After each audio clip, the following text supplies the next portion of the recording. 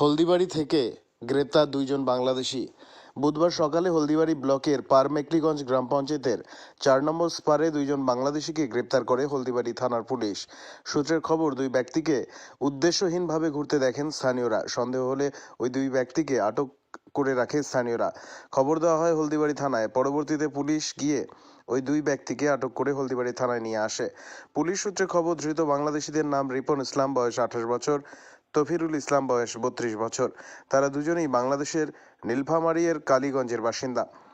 সাথে তাদের থেকে বাজেয়াপ্ত করা হয় আনুমানিক 10,000 বাংলাদেশি টাকা।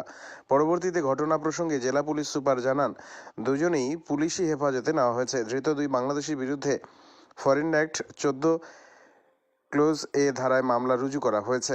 আগামীকাল ধৃতদের মেকলিগঞ্জ মহকুমা আদালতে তোলা হবে। বিষয়টি নিয়ে তদন্ত শুরু করেছে পুলিশ।